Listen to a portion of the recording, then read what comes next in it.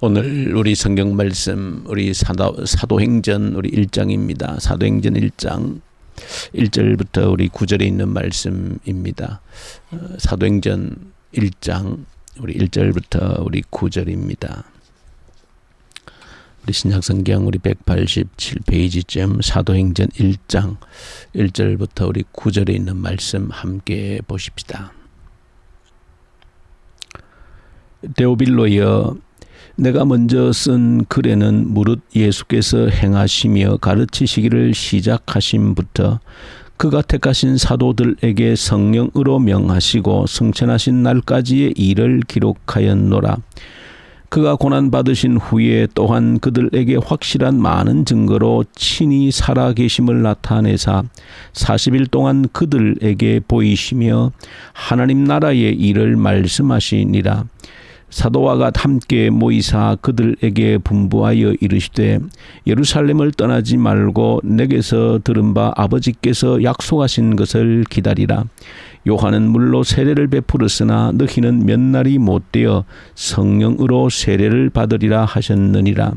그들이 모였을 때에 예수께 여쭈어 이르되 주께서 이스라엘 나라를 회복하심이 이때니까 하니 이르시되 때와 기한 시기는 아버지께서 자기의 권한에 두셨으니 너희가 알 바 아니요 오직 성령이 너희에게 임하시면 너희가 권능을 받고 예루살렘과 온 유대와 사마리아와 땅 끝까지 이르러 내 증인이 되리라 하시니라.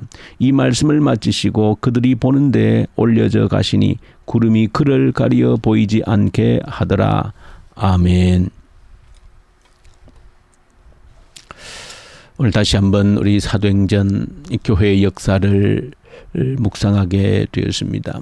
또 하루하루 복음 위에 세워진 교회의 역사를 저와 여러분들이 함께 또 묵상하면서 우리 시대에 감당해야 될, 우리 시대의 복음 위에 세워야 할, 만들어야 할 교회의 역사를 함께 깊이 또 묵상할 수 있는 그런 시간이 되기를 소망합니다. 오늘 함께 읽을 우리 구약성경 역대하 25장에 보시면 그 주인공이 아마샤라고 하는 왕입니다. 그 아마샤라고 하는 왕에 대한 평가는 역시 한 줄에 요약되어져 있습니다.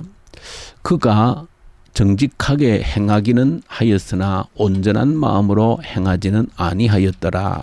그렇게 이 아마샤라고 하는 왕에 대한 평가를 주고 있습니다. 이 아마샤 왕에 대한 평가를 이렇게 보면서 어쩌면 지금 많은 그리스도인들, 많은 하나님의 사람들 가운데 바로 이 아마샤와 같은 평가를 받는 사람들이 가장 많지 않겠는가 하는 그런 생각을 해보게 됩니다. 이 아마샤와 같은 이런 평가를 하나님께로부터 받는 사람들이 지금 현재 하나님께서 우리 모든 그리스도인들의 삶을 평가하신다라고 하면 단 한 문장으로 평가를 하신다라고 할 때 도대체 어떤 문장으로 우리를 평가하실 건가 하는 것을 한번 생각해 보면 이 아마샤 왕에 대한 이 평가를 볼 때 혹이라도 나도 이 아마샤 왕과 같은 그런 평가가 내게 있는 것이 아닌가. 한편에서는 하나님을 믿고 따르고 정직하게 행했다는 것입니다. 그런데 온전한 마음으로 그렇게 하나님을 따르지는 아니했다는 것입니다. 그래서 기록되어져 있는 성경 내용에도 아마샤는 한편에서는 하나님의 말씀을 따라서 또 하나님 말씀에 순종해서 여러 가지 일들을 하게 되는 것을 보게 됩니다. 그러나 또 한편에서는 하나님을 온전히 순종하지 않고 우상을 들여오고 또 우상을 섬기고 그것을 지적하는 선지자를 협박하고 결국은 스스로의 결정으로 하나님의 심판을 자초하는, 그래서 결국 죽임을 당하게 되어지는 그런 비극적인 인물이 이 아마샤 왕이다 하는 것을 보여줍니다. 자, 이런 아마샤 왕의 평가를 우리가 기억하면서 새롭게 시작되어지는 이 사도행전 역사를 보시면 복음 위에 하나님의 나라, 교회가 어떻게 세워지는가 하는 것을 사도행전을 통하여서 보여줍니다.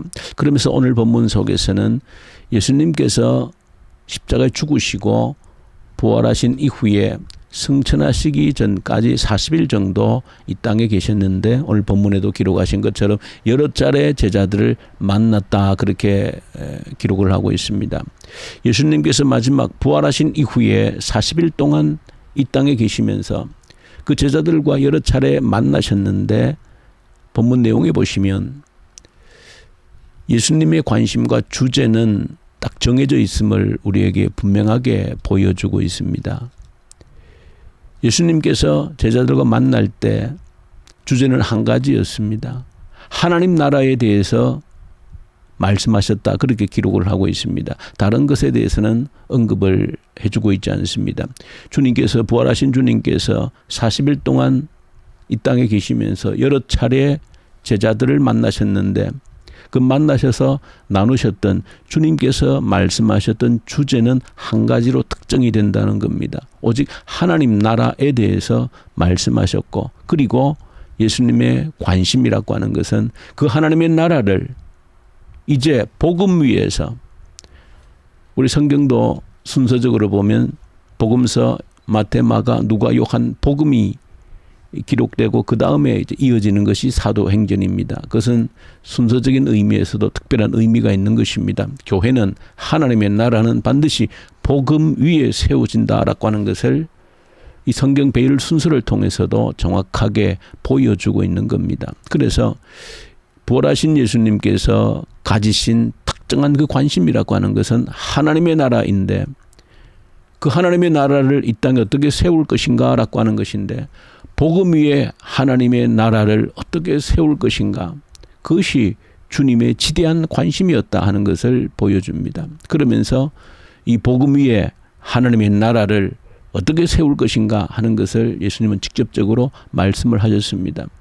그것이 사도행전 1장의 주제이기도 하고 크게 보면 이 사도행전 전체의 주제이기도 합니다. 너희는 예루살렘을 떠나지 말고 아버지께서 약속하신 것을 기다리라.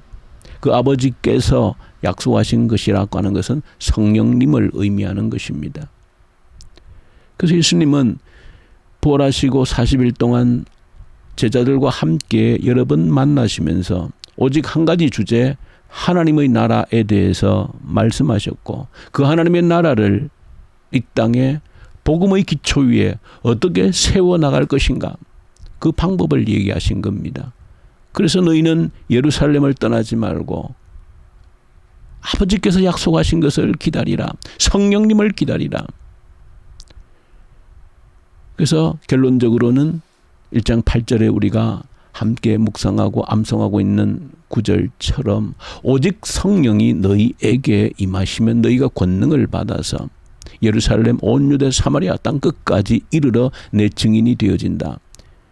이것이 사도행전 전체를 관통하는 주제인 것이죠.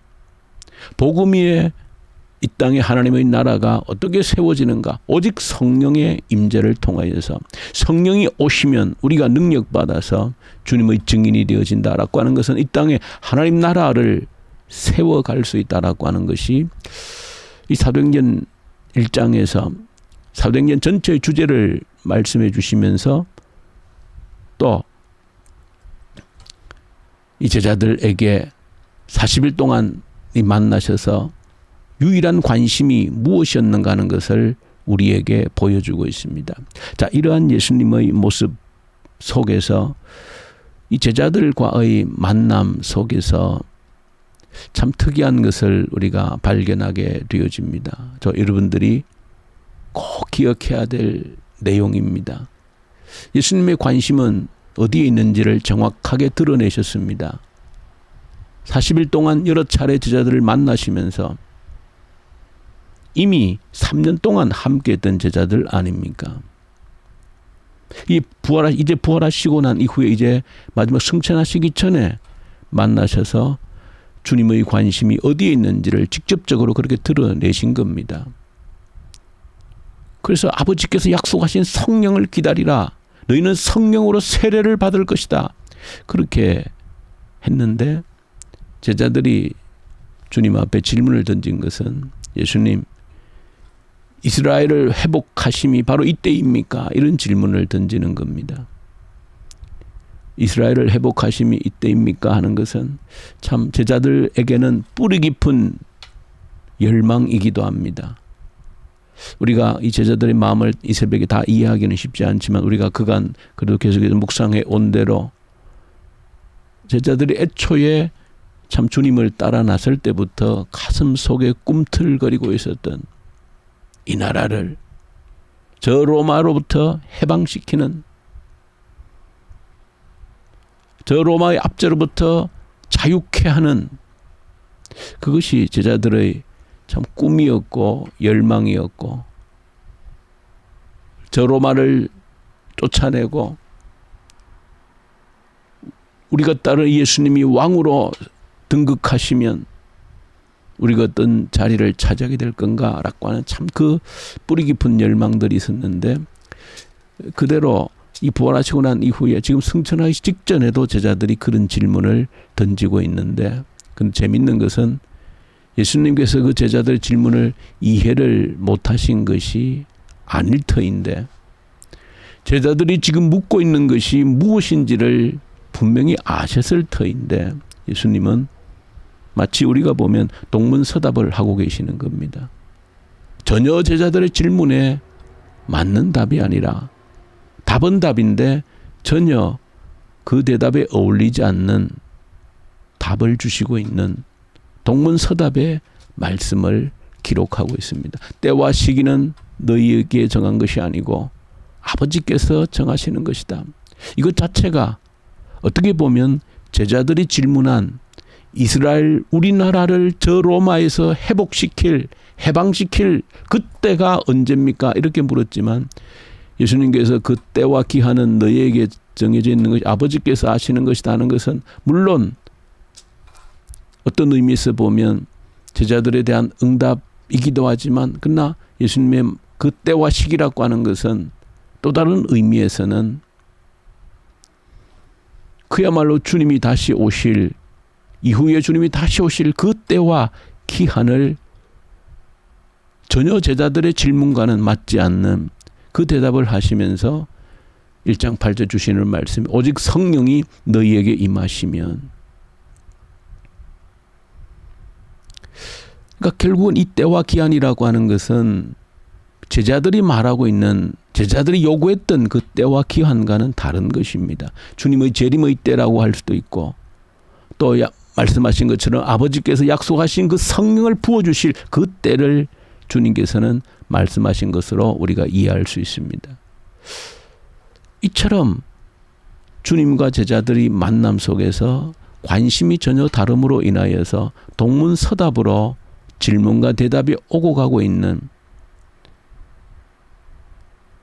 그러나 저와 여러분들 한 가지 여기서 주목하셔야 되는 것은 주님이 생각을 바꾸시는 분이 아니라는 것입니다.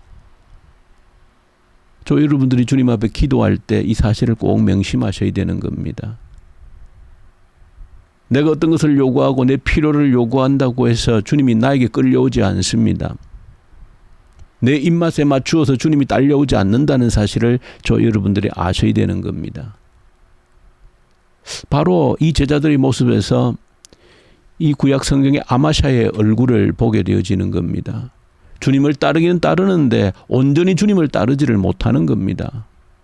세상에 한 다리를 걸치고 주님 앞에 한 다리를 올려놓고 있는 이 아마샤처럼 주님을 따른다라고 하지만 3년 동안 이미 주님을 따라왔지만 그러나 온전히 주님의 생각과 함께 하지 못하고 있는 이 제자들의 모습은 이 아마샤의 평가와 닮아 있다는 것을 우리가 보게 되어지고, 이것이 우리 그리스도인들의 일그러진 자화상과도 같은 그런 모습이 아닌가 하는 것입니다.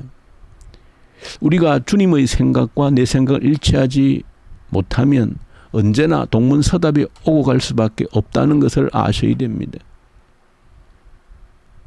그러나 내가 아무리 요구한다 할지라도 주님이 내 요구에 따라 끌려오시는 분이 아닙니다. 주님은 주님의 하실 답을 하시는 분입니다. 내가 무엇을 요구한다 할지라도 내 마음속에 어떤 욕망에 의해서 내 마음속에 어떤 갈급함, 갈증을 위해서 무엇을 요구한다 할지라도 주님의 대답은 정해져 있습니다. 오직 성령이 너에게 임하시면 너희 권능 받아서 내 증인 되는 것이다. 이 간격을 메우지 못하면 언제나 우리의 요구와 주님의 대답은 동문서답처럼 거리가 멀다는 사실을 저와 여러분들이 기억하셔야 되고, 이 새벽에 저와 여러분들이 간절히 기도하는 것은 주님의 열망이, 주님의 관심이 나의 관심이 되게 해 주십시오. 평생을 주님을 따라도 주님 앞에 기도하면서도 이 동문서답처럼 기도한다면 얼마나 어리석고 탄식하게 될 일이겠습니까? 이후에 주님 앞에 섰을 때 한평생 이런 모습에서 떨쳐내지 못한다면, 평생 기도했는데 주님은 동문서답하시는 그런 것으로 끝이 난다라고 하면 얼마나 후회스러운 우리 인생이 되겠는가 하는 것입니다. 그러므로 저와 여러분들 이번 사도행전을 함께 시작하면서 나의 꿈이 하나님의 꿈이 되게 해 주십시오. 나의 비전이 하나님의 비전이 되게 해 주십시오. 나의 관심이 하나님의 관심이 되게 해 주십시오. 그렇지 못하면 이 아마샤와 같은 평가에 의해서 믿는 것 같으나 온전히 믿지 못함으로 인하여서 결국은 그의 인생이 비극적으로 종말을 고하게 되어지는, 이 새벽에 간절히 그런 마음으로 기도하십시다. 하나님의 꿈을 나의 꿈으로 삼아서 지금도 똑같이 우리에게 말씀하시는 하나님 나라에 관심을 가지고 계시고, 오직 이 하나님의 나라는 오직 성령의 충만함으로 약속한 성령의 임재로 통해서 이루어지고 건설된다라고 하는 것을 동일하게 저와 여러분들에게 말씀하시는 그 하나님 앞에 내가 응답하고 이 비전을 나의 비전으로 삼아서 내 소원이 오직 성령 충만입니다. 성령 충만으로 오직 주님의 나라 교회를 세워가는, 땅끝까지 하나님의 나라를 세워가는 그 일에 헌신하기 원합니다 라고 하는 기도가 저와 여러분들의 기도가 되어질 수 있기를 간절히 소망합니다. 우리 주님 아버지 감사합니다. 평생 동문서답하는, 제자리를 평생 맴도는 그런 저희들 되지 않도록 도와주옵소서. 예수님 이름으로 기도 올려드립니다. 아멘. 하늘에 계신 우리 아버지, 아버지의 이름을 거룩하게 하시며 아버지의 나라가 오게 하시며 아버지의 뜻이 하늘에서와 같이 땅에서도 이루어지게 하소서.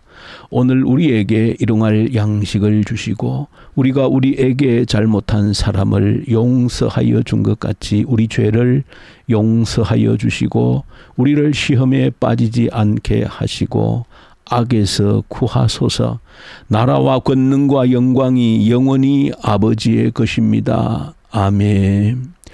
주신 말씀 가지고 간절히 주님께 기도하십시다. 나의 관심이 하나님의 관심이 되게 해 주십시오. 하나님의 꿈, 비전이 나의 꿈과 비전이 되게 하십시오. 평생 제자리를 맴도는 이것에서 탈피할 수 있도록, 벗어날 수 있도록 도와주십시오. 오직 성령이 마시면 주님의 나라가 이루어지는 이 일에 헌신케 해주십시오. 성령 충만함을 간구하고 사모하는 자 되게 해주십시오. 간절히 기도로 올려드리십시다. 이 나라를 올려드리고 이 나라의 지도자들 주님께 올려드리십시다. 북한 땅을 올려드리고 그 백성들을 긍휼히 여겨주시고 복음의 계절이 속히 다시 오게 하시고 악한 정권이 속히 소멸되게 하십시오. 이 코로나로 인하여서 우리의 믿음이 더욱더 견고해졌다라고 하는 이후에 이 고백이 반드시 있게 하여 주시옵소서. 오늘 금요일입니다. 교회를 위해서 기도할 때 우리 교회 작은 교회 목장들이 있습니다. 목장의 영혼을 책임진 목자들을 세우셨는데 이 목자들을 통하여서 한 영혼도 외면당하지 않게 하시고 한 영혼도 나고 자가 생기지 않게 하시고 온전히 양육해내는 우리 목자들, 작은 교회의 목장이 되게 해 주십시오. 간절히 위해서 기도하고 우리 선교 현장에 우리 선교사님들 말씀과 성령으로 이 새벽에도 충만케 하십시오. 간절히 우리 기도로 올려드리십시다. 우리 기도하십시다.